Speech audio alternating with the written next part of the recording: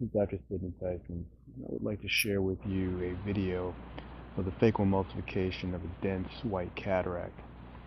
These cases can be quite challenging, and primarily challenging in respect of performing the capsulorhexis, which can be challenging both from a visualization of the anterior capsule standpoint and also dealing with the liquefied cortex, which can emanate from the capsule once the anterior capsule is opened.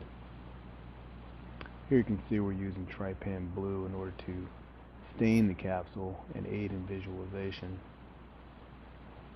after which it is evacuated with viscoelastic.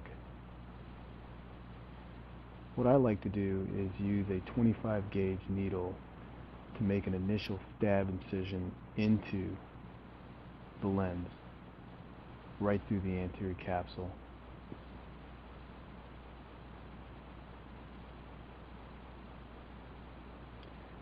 And at this point, one can aspirate all the liquefied cortex that will come forward. This decompresses the lens and prevents the upward pushing of the anterior capsule with the liquefied cortex and the possible disruption of the circular capsulorhexis, which can then be performed quite easily. The remaining cortex and lens material is further liquefied and mobilized with BSS solution, and then phacoemulsification is then performed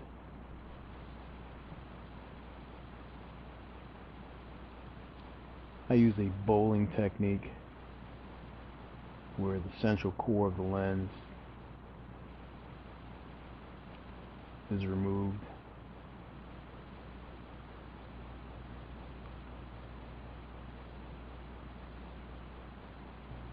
You can see how mobile the lens is since it's lost its cortical moorings by virtue of the fact that all the cortex has been liquefied. There's no more support structure for the lens within the bag. So you can see that the lens is quite dense, and I'm whittling away with the phacoemulsification instrument.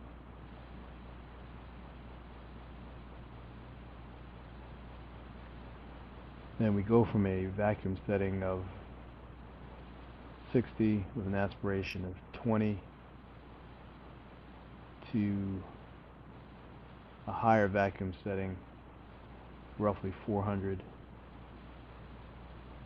millimeters of mercury, and an aspiration flow rate of 35 cc's per minute. I use a second instrument at this point to fracture the lens peripherally in a horizontal chopping technique in order to break it up into smaller, more manageable pieces.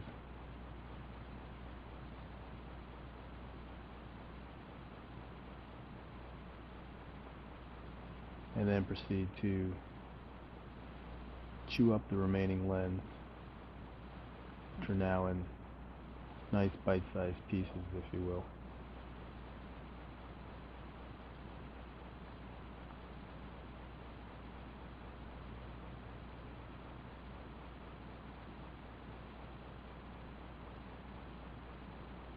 At this point, I'm also very aware of the fact that I have no protection of the posterior capsule since all the epinuclear material is already liquefied and gone.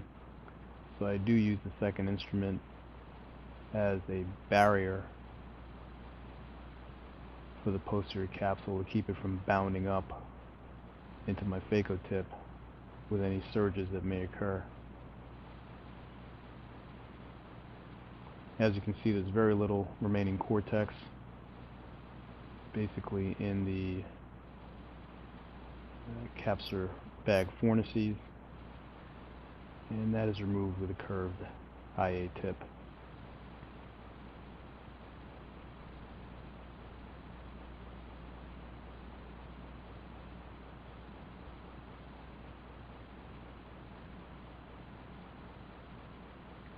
find the curved eye tip very helpful, especially for subincisional cortex.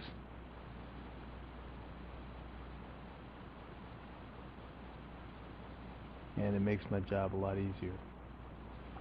The bag is then reinflated with viscoelastic in preparation of lens insertion.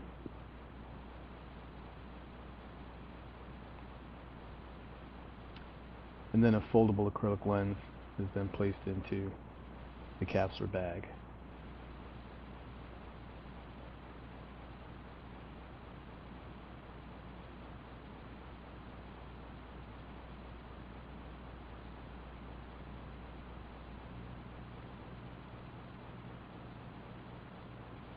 So the technique for this type of cataract is made much easier with the use of trypan blue and a 25 gauge needle.